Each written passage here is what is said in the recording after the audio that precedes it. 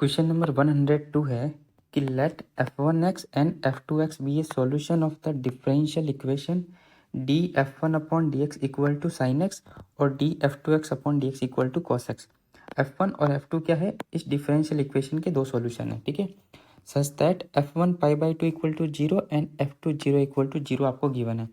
और लेट क्या है, इंटीग्रेशन ऑफ एक्स स्क्वायर। ये जो इंटीग्रेशन है, इस इंटीग्रेशन की वैल्यू आ रही है alpha L N H X minus X की power alpha G X plus K. Then value आपको इस लिमिट की बतानी है कि कितनी वैल्यू आएगी, ठीक है ना। तो सिंपल क्वेश्चन है, तो देखते हैं कैसे करेंगे। सबसे पहले हम क्या करेंगे, डिफरेंशियल इक्वेशन को सॉल्व करेंगे और वहाँ से f1x और f2x की वैल्यू फाइंड आउट करेंगे और देखेंगे कि क्या वैल्यू आ रही है, ठीक है ना।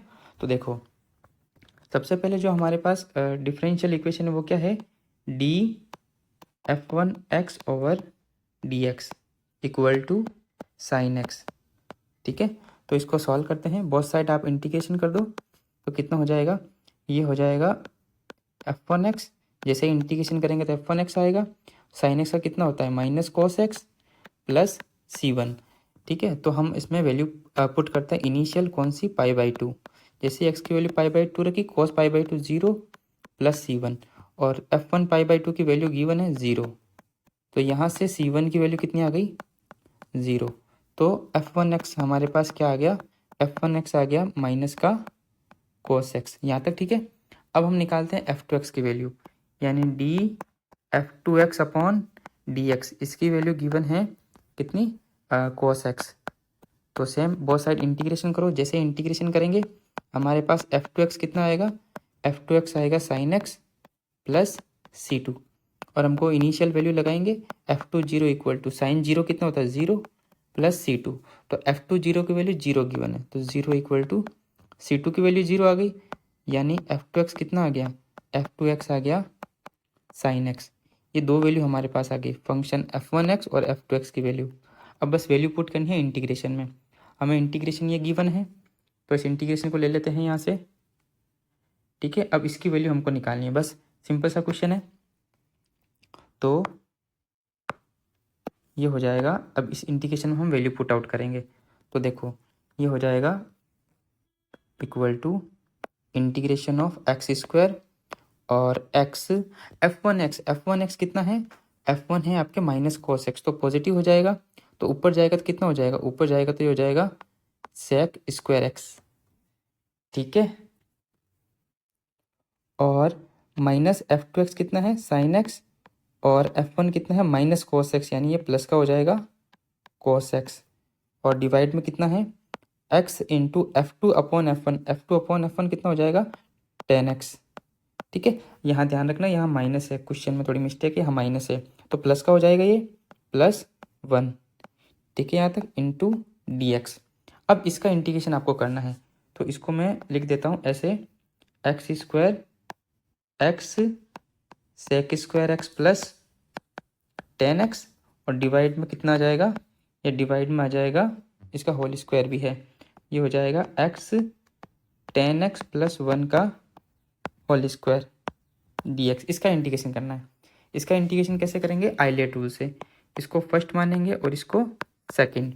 तो देखो, तो इसका इंटीग्रेशन होगा, फर्स्ट को छोड़ते हैं यानी एक्स स्क्वायर को छोड़ दिया, इंटीग्रेशन किसका करेंगे, X sec square X plus ten X divide में कितना, X ten X plus one का होल स्क्वायर माइनस फर्स्ट का डेरिवेटिव यानी एक्स स्क्वायर का डेरिवेटिव टू एक्स और सेकेंड का इंटीग्रेशन यानी X sec square X plus ten X और डिवाइड में कितना हो जाएगा X ten X plus one का होल स्क्वायर डी एक्स, और इस पूरे का इंटीग्रेशन करना है हमको, ठीक है।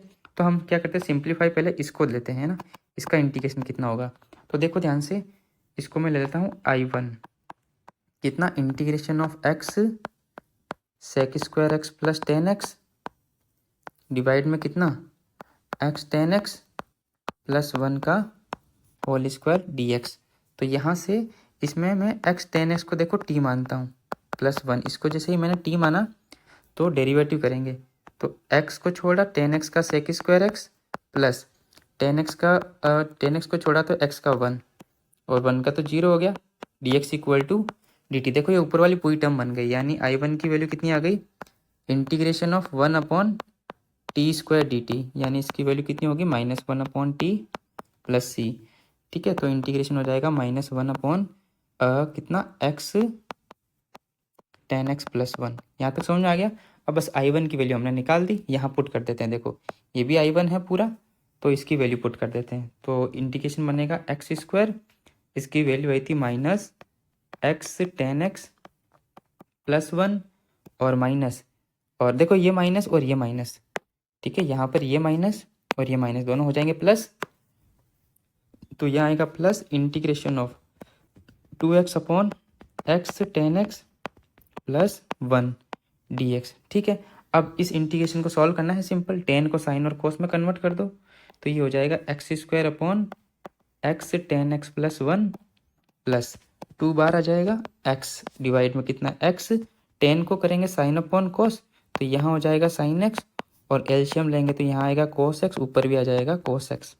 और ये इंटीग्रेशन तो आपने बहुत बार किया है। इस वाले इंटीग्रेशन को कैसे करेंगे, इसको t मान लेते हैं। देखो x sine x plus cos x, इसको जैसे ही हम t मानेंगे तो अब डेरिवेटिव करना है हमको, तो x को छोड़ा साइन का हो जाएगा कोस, प्लस साइन को छोड़ा तो x का हो जाएगा 1, और कोस का होता है माइनस साइन, ठीक है, into dx equal to dt। तो साइन से साइन कैंसिल, बचा कितना हमारे पास, ऊपर वाला एकदम बच गया, x cos x dx पूरा आ गया, तो यानी कि नीचे वाले को t मानने पर dt में चला गया, तो -x² x tan x + 1 plus 2 integration of dt/t, तो ये हो गया -x² x tan x + 1 plus 2 ln t plus k, constant है कोई k, तो ये हो जाएगा -x² x tan x + 1 plus 2 ln, और किसको t माना था हमने, x sin x + cos x को हमने t माना था, ठीक है, प्लस k। तो अब हमको क्या चाहिए, उसके अकॉर्डिंग लिख लेते हैं।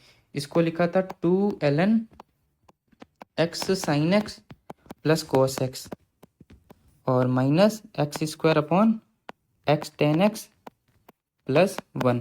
अब ये किस फॉर्म में है, एग्जैक्ट इसी फॉर्म में आ गए। देखो हमको जो क्वेश्चन गिवन है ना, ये रहा, इस फॉर्म में आ गई, देखो एग्जैक्ट इसी फॉर्म में आ गई। यहाँ अल्फा की वैल्यू 2 आ गई, देखो कंपेयर करेंगे नीचे, और जो HX है और ये GX है, तो बस इनकी वैल्यू लेनी है हमको। तो ये आपके हो गया अल्फा, और ये वैल्यू हो गई HX, और ये वैल्यू हो गई नीचे वाली GX। तो बस हमको वैल्यू किसकी निकालनी है, हमको निकालनी है limit x tending to 0 GX + 1 minus alpha upon HX + 1 minus alpha, इसकी वैल्यू निकालनी है। तो अल्फा की वैल्यू 2 आई थी, x टेंडिंग टू 0, GX कितना है x tan x + 1, और कितना है +1 माइनस अल्फा यानी 2 डिवाइड में HX की पूरी वैल्यू लेनी है x sin x + cos x, ये HX की आ गई, फिर +1 माइनस अल्फा की वैल्यू 2। अब इसको सॉल्व कर लो simply, limit x tending to 0, ये देखो ये तो कैंसिल आउट हो गया ऊपर, तो बचा x tan x, और डिवाइड में कितना बचेगा x sin x, और ये बचेगा प्लस cos x -1। ठीक है, अब हम क्या करते हैं, tan x से डिवाइड और मल्टीप्लाई कर दो, सिंपल। तो ये कितना हो जाएगा, लिमिट x टेंडिंग टू 0, देखो मैं यहाँ कर रहा हूँ tan x upon x into x, ताकि इसकी वैल्यू कितनी बन जाए 1, और यहाँ हो जाएगा x sin x, यहीं x डिवाइड कर रहा हूँ, यहाँ पर x मल्टीप्लाई कर रहा हूँ, ठीक है ना, कोई प्रॉब्लम नहीं है, -1। तो हमारे पास कितना आया, ये हो गया लिमिट x टेंडिंग टू 0, ये हो गया x² upon x² + cos x -1, 0/0 form बन रही है। देखो जैसे ही 0 रखा 0 0, और cos 0 1 1 -1, 0/0 फॉर्म, तो एल हॉपिटल लगाएंगे, तो लिमिट x टेंडिंग टू 0, ये हो गया 2x upon 2x cos x का माइनस sin x, फिर से एल हॉपिटल लगा दो, तो कितना हो जाएगा, limit x tending to 0 2 upon 2 minus cos x, और वैल्यू पुट कर दो, तो 2 अपॉन 2 माइनस 1 इक्वल टू 2। तो इसका आंसर कितना आएगा 2। तो हमारा जो लिमिट है, इस लिमिट की वैल्यू कितनी आएगी 2।